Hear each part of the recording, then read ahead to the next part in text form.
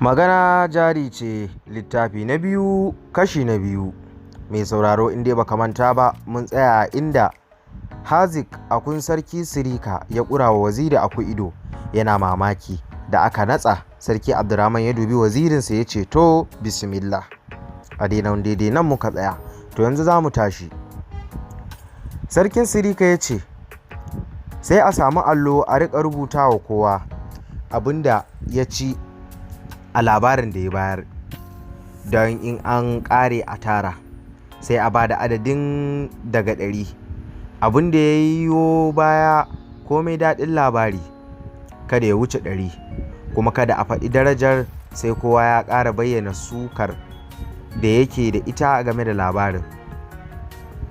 Sarki Abdurrahman ya ce aiko gaskiyarka, to suwa za su riƙa faɗin darajar labaran? Sarkin Sirika ya ce alƙalina da na nan garin. Sarki Abdurrahman ya ce to aka ɗauko allo da tawada aka rubuta a wannan shafi waziri, a gudan kuma Hazik. Waziri ya dubi Hazik ya ce sai ka fara don kai ne yaro. Hazik ya fara da habaici. Yaro tsaya matsayinka, kada zancen 'yan duniya ya ruɗe ka. An yi waɗansu samari su uku a wani gari wai shi Kona, guda ana kiransa Halilu wayo, guda Abdulura, ƙaramin kuwa Nahi'u hankali. Ba banza aka laƙaba musu waɗannan sunanaki ba, sai don kowanne halinsa ya dace da kira shi haka nan. Suna nan sai rannan Halilu wayo ya ce ya kamata mu shiga duniya mu gwada waɗannan baiwa da Allah ya mana, mu ga wanda ya fi don saura su sakan masa. Amma yanzu ina amfanin muna zaune kurum kullum sai gardama ta fatar baki. Saura suka ce Halilu aiko gaskiyarka, dama an ce maza dangin gujiya ne, sai an fasa akan san bidi. Suka shirya suka ɗugunzuma zuwa Bila. Da suka isa suka nemi su ga sarki, aka yi musu iso, suka tafi suka faɗi suka yi gaisuwa. Dogarawa suka amsa. Sarkin Zagi ya tambaye su sunayensu da sana'arsu, da inda suka fito da kuma inda za su.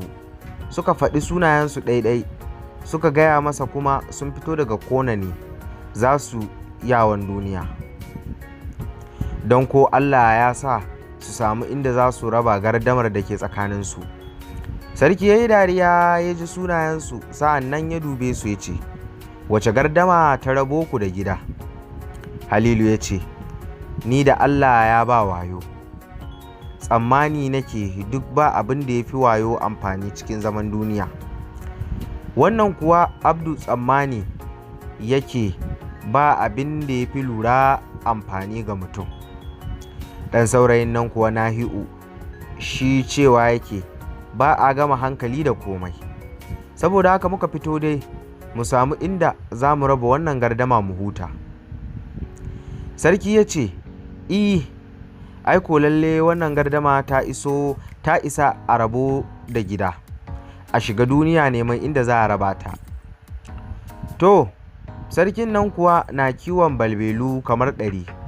Ka san yadda balbelu suke, duk kamar su ɗaya ce, amma duk da haka a cikin balbelun nan akwai wata wadda sarki yake so, ba don komai ba kuwa sai don ita tafi amincewa da mutane. Kullum da ta ga azahar ta yi an taru wurin fadanci, sai ta rabo da 'yan uwa ta zo kusa da sarki ta tsaya yana wasa da ita, ko da yake an saba da ganinta. Duk da haka da tashi ta shiga cikin 'yan uwa ba mai sake fidda ita, don yawansu da kuma kamanninsu da yake ɗaya. To samarin nan sun gama gaya wa sarki labarinsu kenan, sai ga balbelan nan ta taso fir ta sauka bisa kan karagar sarki. Da sarki ya dube ta sai ya ce alhamdulillahi, ga ma inda za ku raba gardamarku, ku huta da wahalar shiga duniya. Ya kama balbela ya miƙa musu ya ce to kowa ya yi amfani da baiwar da Allah ya masa, ya san yadda zai yi ya gane balbelan nan ko ta shiga cikin ɗumbin balbelu. Abdu ya lura da irin siffarta da kyau tun daga ƙafafunta har ya zuwa bisa kai. Nahi'u hankali kuwa bai ko dube ta ba, ashe kuma sa'ad da Abdu ke lura da irinta, Halilu wayo ya kaikaici idanunsu ya zuba mata ruwan goro a fiffike. Da suka jima da ita a hannu, sarki ya ce su sake ta. Suka sake ta ta tashi. Sarki ya ce, na sa fan 5 da dawaki 5 da raƙuma 5 da shanu 5 da bayi 5, duk wanda ya gane ta zan bashi. Bayan haka in gina masa gida, in naɗa shi sarkin fada na. Samarin suka ce, to mun ji, mun ko gode, Allah ya kai mu gobe.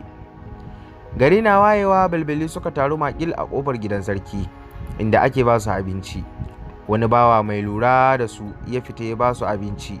Sarki ya kira samarin ya ce, to ga su can waje, wa zai fara zuwa? Halilu wayo ya ce shi zai fara.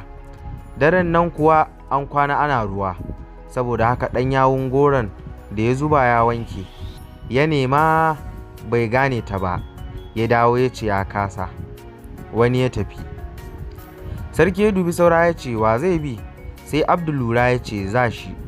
Ya tashi ya tafi, sai ya iske ashe abubuwan da ya lura da su a jikinta duk galibinsu kowace yana da waɗannan abubuwa. Da ya ga ya ruɗe ya kasa gane ta, sai ya ce kai, wace ce ke son sarki cikinku? Su duka suka amsa ni. To ganinka wa zai ce baya son ubangijinsa mai lura da shi kwarai? Da ya ga dai bai samu abin kamawa ba, sai ya koma ya ce ya kasa.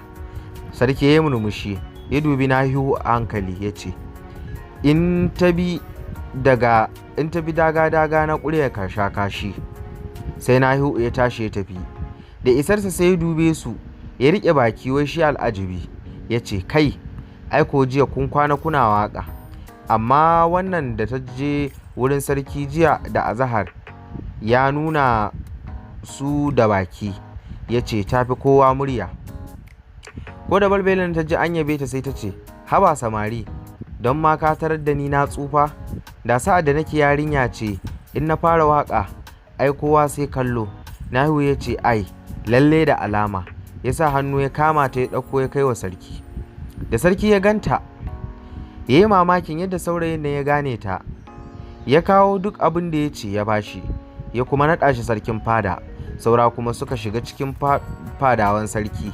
Sarkin fada Nahi'u ya yi musu kyauta daga cikin abin da ya samu. Suka yi aurarraki, suka zauna nan su da garinsu sai saƙo koyaushe wurin iyayensu. Rannan da dare suna zaune da sarki, sai wani maroƙi ya zo yana ta bunƙasa sarki da kirari, har sarki ya shiga cikin abin da yake faɗi. Sai sarkin fada ya ce, Allah ya baka nasara, ka ga fa da irin wannan bunƙasarwa ne har na yaudari balbelarka ta tona kanta. Sai sarki ya yi sanyi da bin zancen maroƙa da na makaɗa. Mutanen sirika da suka ji akun su hazik ya ba da wani labari, duk sai suka buɗe haƙora suna murmushi, na wajensu ya fara da mai daɗi. Da aka natsa, waziri ya lura da labarin da hazik ya bayar duk habaici ne yake yi masa, shi kuma sai ya karɓa. Labarin ba ruwan arziki da mugun gashi, wanda Allah ya ba haƙuri ya fi a zage shi. To ma sauraro, ana muka kawo muku ƙarshen wannan kashi na biyu yau. Idan Allah ya kai mu gobe da misalin karfe 8:30 na dare, za mu kawo muku ci gaban wannan labari na Magana Jari, inda za mu tashi a labarin ba ruwan arziki da mugun gashi, wanda Allah ya ba haƙuri ya fi a zage shi.